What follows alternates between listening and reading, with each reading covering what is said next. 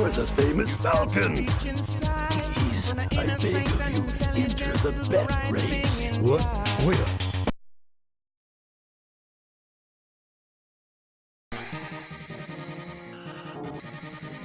What's up, guys? This is Acidic Roots. So it's time for part 3 of Let's Play F-Zero, which actually was a better success than the previous couple parts, but, you know, I guess you can chalk it up to getting used to the game. So, yeah, I just noticed something. The fact of the matter is, you know, the game really doesn't take too much notice of the fact of whether or not you were first the whole way through. So, it's really not as if, I mean, there's nothing to unlock in the game, really. I think there might be an extra difficulty, but there's not too much to unlock, so, you know, just getting better than 4th place is all you really have to do.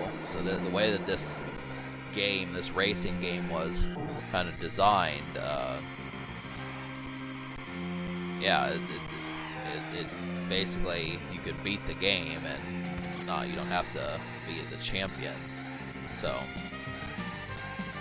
But, yeah, what's up, guys? How's it going? Once again, hope you're unwinding, getting ready for the evening, that sort of stuff. It's kind of evening in Mute City right now. I do like that effect.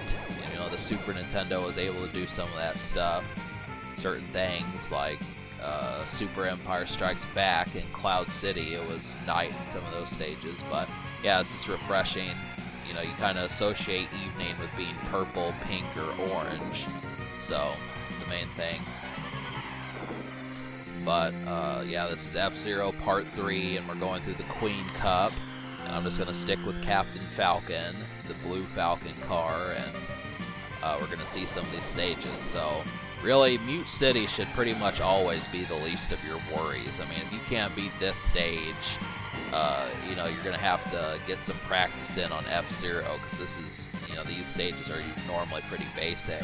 Even in the later versions, this is just a prototype, or, you know, it kind of sets, like, it's just a taste, you know, most of the time. But, yeah, so it's good. You know, I thought about doing Super Mario Kart, but I'm just kind of like, I don't really see the point in that. That game pisses me off more than this game. This one's at least, you know, more agreeable compared to that one, but there's just something about it. I mean, this is just kind of a really subdued game, which is kind of why I like it. I mean, it has its perks, but it does piss you off, but it probably has like a B+ package, B as in ball. So, as long as you know that, a B+ is really not too bad of a, you know, score. So, there's plenty of things, you know, if you get the opportunity to take a B+ and you know you're not going to get an A, you might as well mess with that, and that's kind of one of those things. I mean, I would have given this a higher score if it would have had some unlockables, but this was actually one of the first Super Nintendo games that came out, so I was kind of like, well, you know, 27 years ago, how much could you do with gaming at the time? I mean, most of the time, it was just, you know, the upgrades that they were doing, they weren't that special. So, you know, this looks a lot better than the first Nintendo games. I don't even think that could handle racing games. So, for what it is, it's still good. And it did launch a franchise afterward, but yeah, you do have lives, if I haven't said that, and I really don't like those magnets. They piss me off. You do have to kind of press back on the control pad to make sure that you don't, you know, you lose health if you get near those. So yeah, this is where kind of like jumps start happening. I don't know if they were in the Night Cup, but there, you know, there's more jumps, and eventually, you know, if you don't position your vehicle, you will wind up dying. So, but once again, all you have to do is just get 3rd or better. So, and yeah, I thought, just for shits and giggles, I don't know if I said this a previous time, but I really did think about doing this on master difficulty, but I'm fairly certain it would piss me off. I'm almost 100% certain it would piss me off. You know, some folks can actually beat this game on master difficulty, but you know, it really takes a skilled gamer. Like, those are the kind of guys that can beat Contra without getting a game over or some shit like that. They do exist, but they're just in few and far between. So, besides, most of these gamers that were gamers back in '91 are probably full-fledged adults. You know, I said probably, but you know, really, there should be no reason why they wouldn't be. So, but yeah, this is a decent little stage. This is the stage that Captain Falcon comes from. If you read the instruction booklet, it'll tell you about that. This is his stage. This is where, you know, his headquarters are and that sort of thing.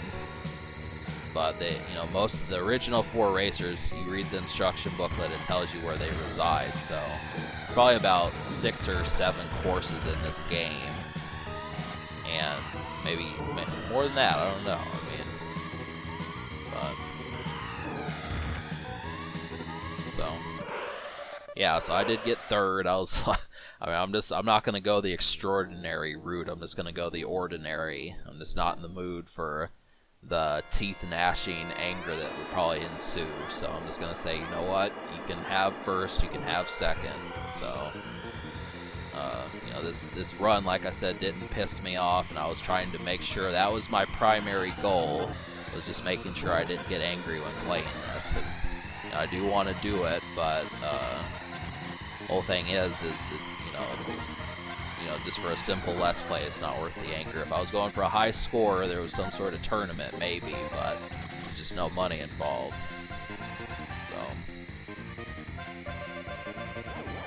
but yeah, I mean, don't sleep on this game. That's the whole thing. I mean, it's nifty. It's one of those games that you made, you know, if you're really bored, it just feels like a tertiary game, you know.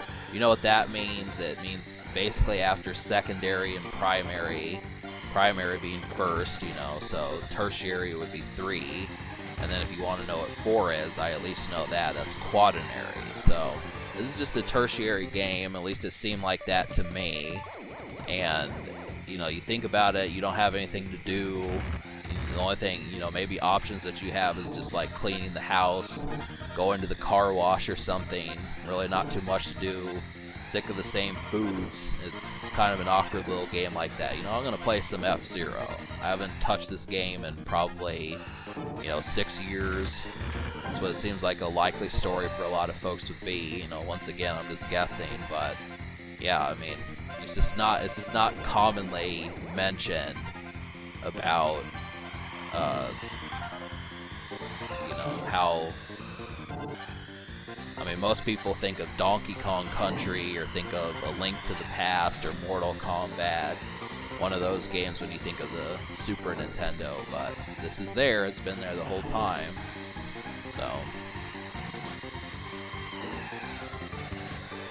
Of course, I probably wouldn't have paid attention to this game if I wouldn't have, you know, had knowledge of some video games. I probably would have flown right past me, because this wasn't a game I wanted until later on. But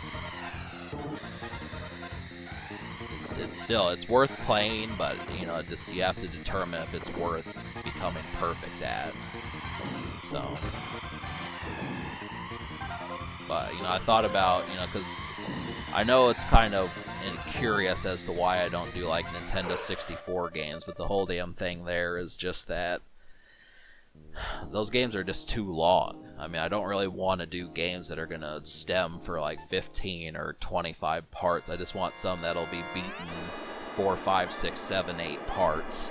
If you notice, most of the games I've Let's Played are just that. So I'm just kind of like a basic Let's Player, just doing the simple games that you can beat in, you know, 30 minutes or so, spread across 4 or 5 videos. I think that's simple enough. I mean, I was watching some YouTuber who does Let's Plays, and he basically said, you know, trying to get people to invest more than about 20 minutes of time in your stuff per day is kind of selfish. And I thought, you know, that almost does make sense. You know, for the average person who may not just have a part-time job, but a full-time job, expecting these people to invest, you know, 2 3 hours in your channel every single day, and they've got other stuff to do. It's just kind of an adult way of looking at things. I mean, I know there's people who can, but they're probably not catching up with every single video that you do. And with my channel, I have 900 videos, so I'm not going to expect, you know, people to have, you know, be watching 12 hours of my channel a week. But, you know, most of my videos are short to begin with. I mean, you can watch about 6 of them in 20 minutes. So, you know, obviously that's not too terrible. But as of right now, the burp videos are what most folks are most adamant about. But then Sega's kind of getting popular too. I mean, some of the Sega stuff, it's, you know, it's getting on its way. So, but yeah, I feel like, you know, and that's just how it is. I mean, even when you don't have a job, you don't want to be expected to have to tune in for 25 minutes every single day to some video, which a lot of people just have not figured that, you know, idea out. I mean, YouTube even does this. I mean, that's the thing, when you try to monetize your videos, for them to say, well, we expect you to get 4,000 watch hours per year if you want to make money on this website. I mean, that's 240,000 minutes that people have to watch your channel per year. That's 250,000. You know, it basically means it's not so much that, you know, 10 or 50 people have to do that, but you just divide 250,000 amongst how many people you feel necessary, and that's still only half the battle. Even if you get to that deadline, then you just have to get 1,000 subs. But I mean, there's only so much to go around. You know, it's not like they're making, you know, 20 different pizza pies for everyone else. It's like, you know, we're making 3 pizzas, and the people who get there first are the ones who get it. That's the way that they're looking at that. You know, we're not making 20 pizzas, we're not making 50 or 100, we're making 3, and, you know, 30 of you can try and divvy that up. So, that's the whole damn thing. I mean, that's just the way I've seen it. You know, you look at someone in the eye and say, yeah, we do expect you to fight to see who's gonna get the most cash. So, it's kind of greedy, but what can you do, you know? So, and yeah, there is a second white land. So, you know, I at first I was thinking, you know, that these are going to wind up pissing me off, but it's not too terrible. I mean, this is a snow stage, but it shouldn't be too much of a deal because the cars float. So, but, you know, still, the ice mechanics do apply.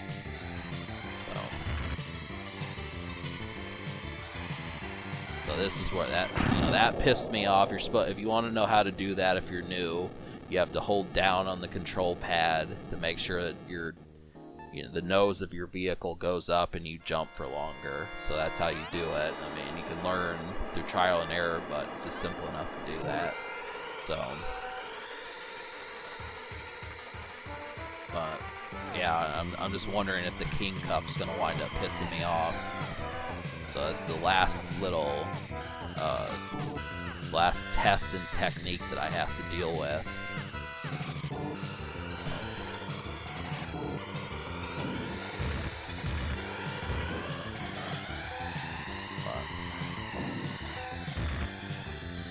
Yeah, Pico's an ass. I don't, you know, for most F-Zero fans, you know, the fact that there's so many people who can play as in the F-Zero games, I just really don't hear too many folks talk about any of the characters besides Captain Falcon. And I think that the primary reason for that is just because he was in the Smash Brothers games, but there just really hasn't been too much of an introduction to a lot of the other characters. Now, the second most popular character is probably Samurai Goro. I mean, if you can make it to at least Mission 2 in the story mode, in F-Zero GX, you'll identify with him pretty quickly. I mean, he's the nemesis for that one, and I actually do remember beating that as a teenager. But, you know, apart from that, that's really about as many characters that get developed even in 9 missions of the storyline. It's basically just focused on Black Bull, or Black Shadow, and, you know, Captain Falcon and his, you know, arch rivalry. but you know, I just don't hear too many people when they play F-Zero talk about any of the other 29 racers. It just doesn't happen that much, and you know, I want to say, you know, when I have those comments, Pico's an ass. I mean, it's the truth. When you play this game, you're gonna notice. If you play the Super Nintendo game, that the green car is kind of rough. I mean, they do try to rough you up. It might just be all of them, but it says in the instruction manual that he's kind of aggressive. So it's, you know, some of these characters are assholes. They just don't, the CPU just doesn't identify with them. You know, it doesn't pay too much attention, but you kind of get the sense of it at least. So, but you know, that's just the whole thing. I mean, 2 of the 4 characters in this game are villains. So, but Goro, you don't really. I mean, they just don't pay too much attention to the rivalry, but they do in the later games, and it's pretty surprising that they don't attack you in the later ones, but you get the idea. So, yeah. That's just extra things, you know, as far as like the characters in this game. That's what you have to identify with is that I'm losing my train of thought, but yeah, just forgetting, but so yeah, I got first on the 2 White Land stages. So seeing as those are the last 2 of the cup or the circuit, you know, that's strange. I got first on both of those, but it was still kind of a nuisance trying to deal with these. I mean, you know, it just seemed more likely that you would die on these stages. Like Red Canyon, it wasn't that much of a deal. I sailed right through that stage, and then also that, you know, stage 2 pissed me off. I mean, that one, I think that was where I got 3rd in, and I just said, well, I'm not really trying to deal with that, but alright, we've got like 30 seconds left, so this should do it until I get to part 4, which will wrap up the game. And then I'm kind of unaware of what I'm going to do. I think Frenchie has a Let's Play that he's going to do. He's still doing Wario Land, but there's more on the way. So we're just kind of being slow with this, but there's really no point just because we've got all this freedom. There's no need to rush. But alright, subscribe for more fun.